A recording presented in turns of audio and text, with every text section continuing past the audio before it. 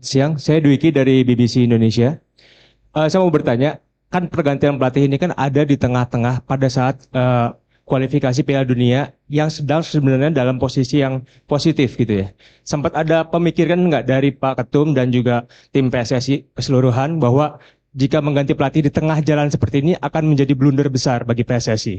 Seperti itu. Terima kasih. Saya rasa hal yang biasa. Memang untuk posisi kualifikasi Piala Dunia ini juga banyak negara-negara mengganti pelatihnya.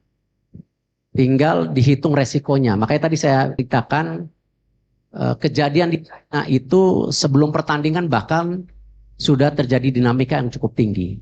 Ya Pak Marzi, benar ya. Tapi kita berhitung-hitung, kalau itu dilakukan saat itu tentu jarak ke pertandingan berikutnya terlalu singkat.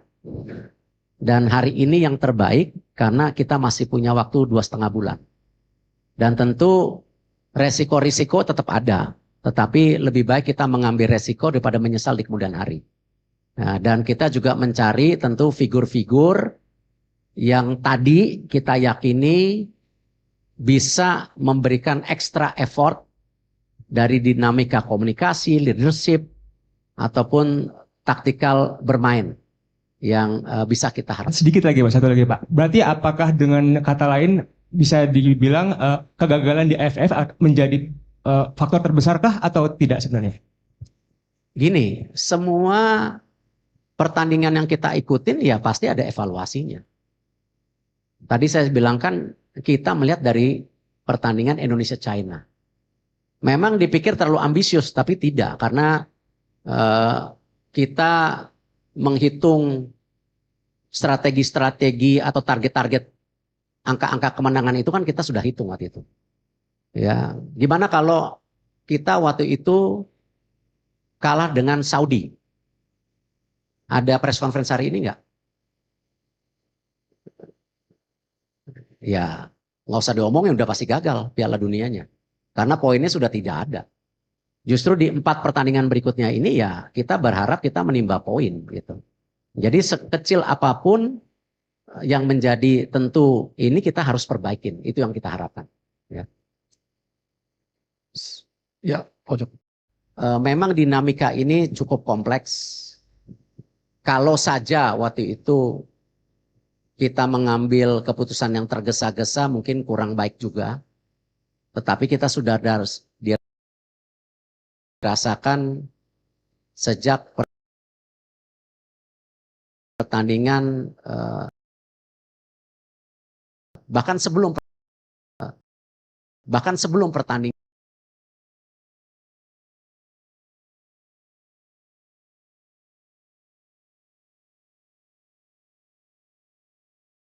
melawan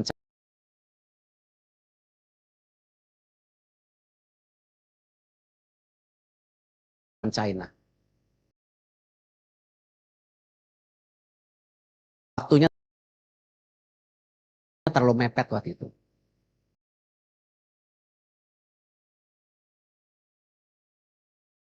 Waktunya terlalu mepet dan ya yang terbaik ya hari ini.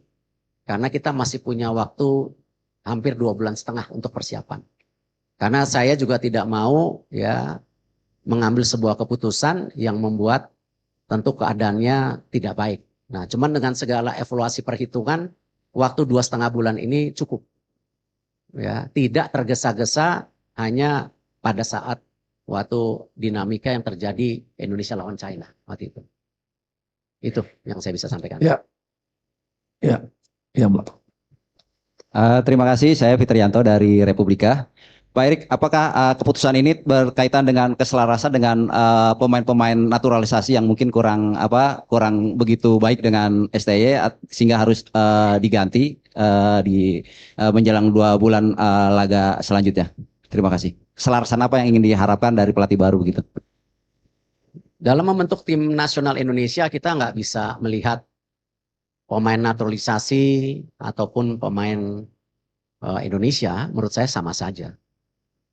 Tapi kalau kita lihat sekarang dengan banyaknya di tim nasional yang bermain di luar negeri, tentu dinamika daripada masing-masing individu itu menjadi perhatian. Dan kalau kita lihat nanti salah satunya di tanggal 12 malam rencana ada pertemuan pemain-pemain tim nasional kita yang berkarir di Liga Indonesia untuk bertemu pelatih baru. Ya, kita nggak mau beda-bedain itu, tetapi perlu dinamika yang terjadi di komunikasi ini harus lebih merata.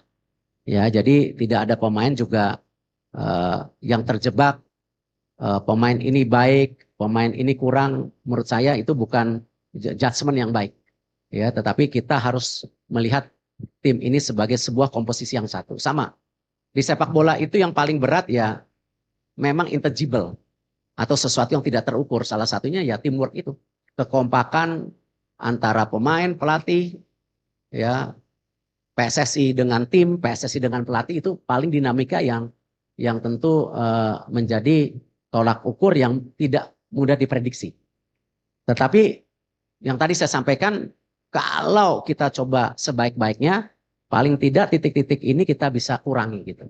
Ya salah satunya komunikasi yang saya sampaikan tadi, ataupun bagaimana tactical issue yang seperti ditulis oleh beberapa media Eropa, tetapi itu tidak menjadi judgement, ya, tetapi itu menjadi bagian evaluasi.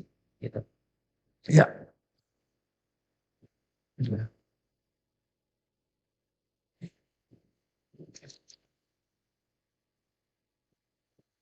Mic-nya, tolong dibantu yang Cek. Selamat siang Pak Erik, saya Sony dari Kumparan. Pak, ingin bertanya terkait detail kontraknya Pak, apakah ini putus kontrak sepihak atau bagaimana? Kemudian adakah kompensasi yang harus dibayar terhadap Sintayong? Karena kita tahu sebelumnya sudah ada kesepakatan sampai 2027 ya Pak. Terima kasih. Ya semua kontrak kita harus hormati, karena kalau kita ingin menjadi federasi yang kredibel, ya kita harus menjaga kesepakatan yang sebelumnya.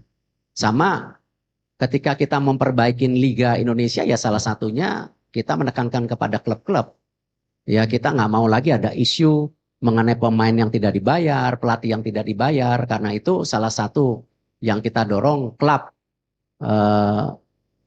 standarisasi klub yang ada di Liga, klub licensing itu kita akan terapkan di tahun depan, bahwa klub-klub yang melakukan pelanggaran itu tidak hanya dikurangin subsidinya tetapi poinnya. Nah kalau kita melakukan itu di Liga, tetapi PSSI sendiri tidak respect dengan apa yang dikomit, ya saya rasa bukan menjadi contoh yang baik. Kita harus menghormati segala perkataan dan kontrak-kontrak tersebut. Jadi kita tidak akan, dan Pak Marji, Coach Sintayong tanda tangan surat terimanya. Nah tentu nanti antara lawyer dan lawyer akan bicara untuk follow up kompensasi yang sesuai dengan nilai kontraknya. Poinnya kita harus respect dengan apa yang kita sepakatin. Ya, tidak boleh kita sebagai bangsa yang tidak menjaga kehormatan kita, apalagi federasi kita sedang dalam posisi tinggi-tingginya sekarang di mata internasional. Jadi kita harus jaga itu. Ya. baik nih.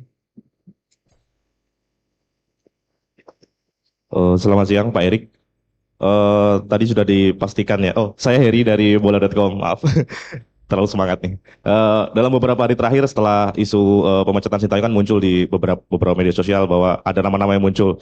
Ada yang menyebut Patrick Kluivert, ada yang menyebut ini itu. Mungkin bisa dipastikan siapa Pak penggantinya Sintayong di timnas Indonesia. Kemudian kedua untuk Pak Marji, tadi pagi disebutkan Pak Marji bertemu dengan Coach Shin. Mungkin apa yang disampaikan Pak Marji kepada Coach Shin mungkin, dan apa yang disampaikan Coach Shin kepada Pak Marji bisa diceritakan. Itu aja, terima kasih. Pak Marji, silakan Pak Marji. Terima kasih Pak Ketum. Saya perlu sampaikan berkaitan dengan pertemuan saya dengan Coach Shin. Alhamdulillah semuanya berjalan dengan baik, smooth, tidak juga ada persoalan apa-apa. Prinsipnya Coach Shin menerima keputusan pemutusan hubungan kerja antara PSSI dengan Coach Sintayong, dan Coach Shin mengucapkan terima kasih atas kepercayaan yang sudah diberikan PSSI kepada Coach Shin selama kurang lebih hampir 5 tahun. Dan pesannya Coach Sin, mudah-mudahan timnas bisa lolos ke Piala Dunia. Itu aja. Silakan, Pak. Untuk pelatih-pelatih yang diinterview memang ada 3 nama waktu itu. Dan juga berikut beberapa asisten sebagai. Karena kita yakini tidak ada pelatih yang sempurna. Pasti masing-masing pelatih punya kekurangan. Nah, memang salah satu kandidat yang saya interview yang namanya disebutkan tadi. Tapi daripada menebak-nebak kan tadi saya bilang tanggal 11 sampai tanggal 12 nanti ada press conference jam 4. Lebih baik media bisa bertanya langsung kepada pelatih yang tentu kita sudah sepakati. Gitu. Oke, yang pojok. Halo, selamat.